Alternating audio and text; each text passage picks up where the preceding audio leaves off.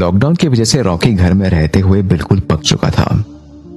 आखिर अभी अभी कुछ 7-8 महीने पहले उसकी नौकरी लगी थी और अभी उसे मौका मिला था अपने पैसों से ऐश करने का। पार्टीज, शॉपिंग, गेमिंग और ऑफ कोर्स लड़कियां।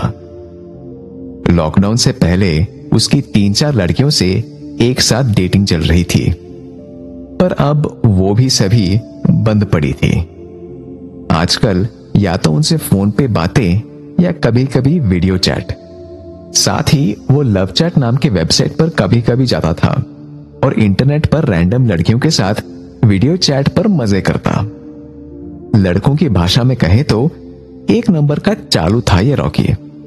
दिखने में वो काफी अच्छा था, एक अच्छी जॉब भी थी। वो एक 2 बेडरूम के फ्लैट में अपने ऑफिस के दोस्त के साथ रहता था, मगर उसका फ्लैटमेट लॉकडाउन की वजह से अपनी मासी के घर चला गया था।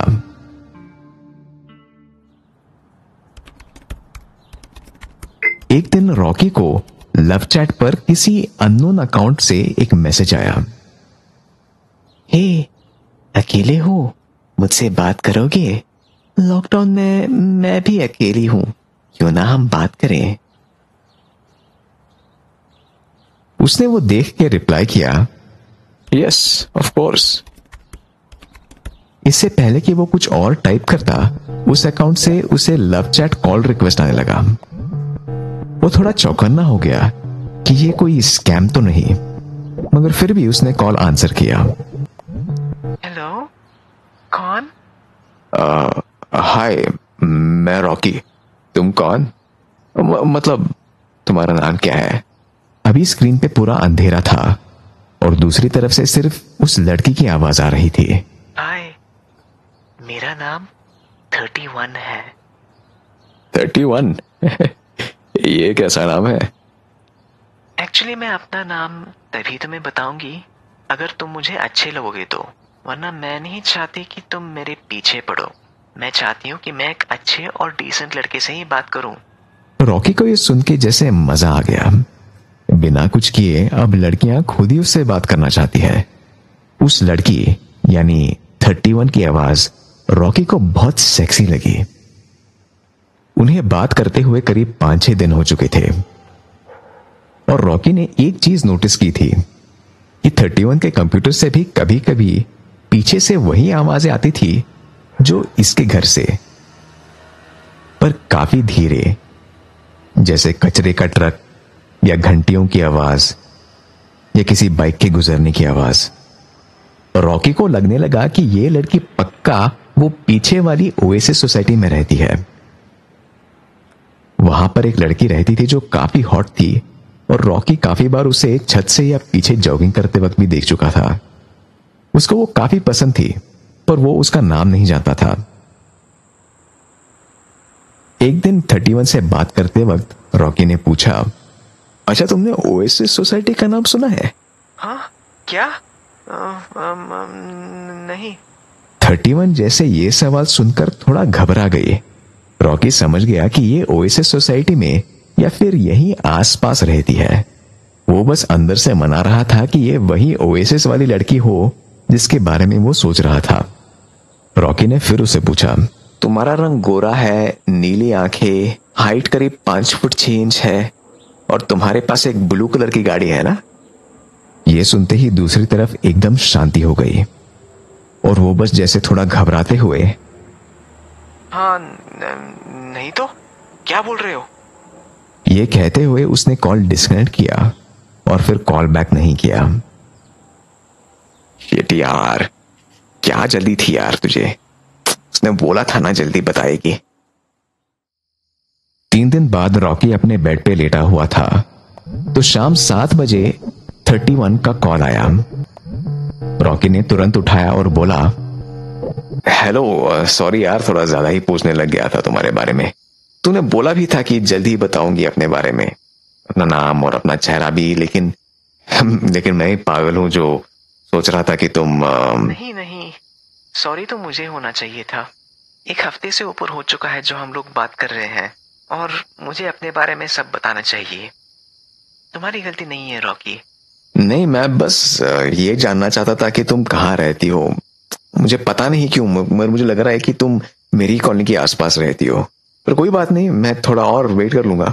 चलो, आज हम लोग अपने इस रिश्ते को आगे बढ़ाते हैं और मैं अपना चेहरा, नाम और कहाँ रहती हूँ वो सब बताती हूँ। चलो, अपना कैमरा ऑन करो। मैं भी करती हूँ। सच्ची? रॉकी ने इधर से अपना कैमरा शुरू किया और लड़की ने उधर से अपना। तभी रॉकी ने जो देखा उससे उसके पैरों के नीचे जमीन खिसक गई।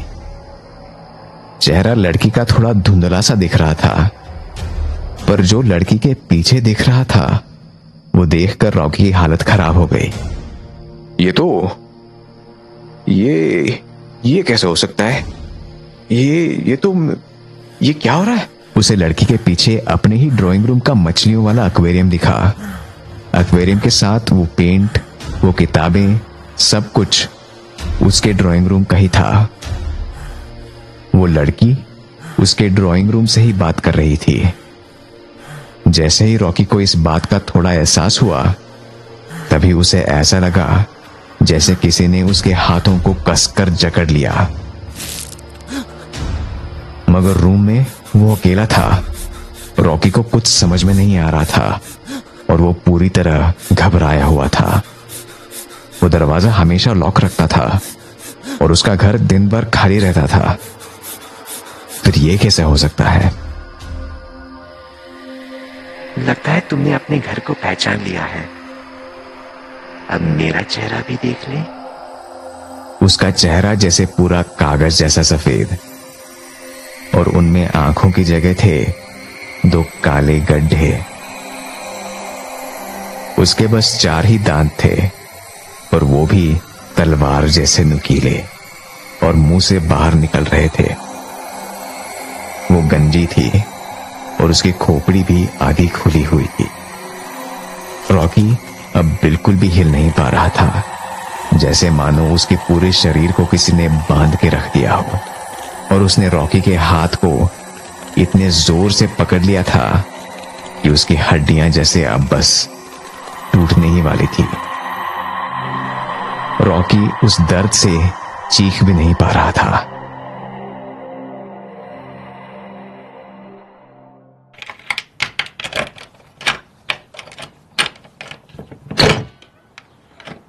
कुछ दिनों बाद रॉकी के रूममेट ने घर वापस आकर उसके मुर्दा शरीर को देखा। उसने पुलिस को फोन किया। पता चला कि रॉकी की मौत हार्ट अटैक से हुई थी। अगले ही दिन किसी दूसरे शहर में आदित्य नाम के लड़के को लव चैट पर किसी अननोन अकाउंट से मैसेज आया। हे, अकेले हो? मुझसे बात करोगे? लॉकडाउन में मैं भी अकेली हूं, क्यों ना हम बात करें? तो आदित्य ने रिप्लाई किया, नाम क्या है तुम्हारा? मेरा नाम 32 है।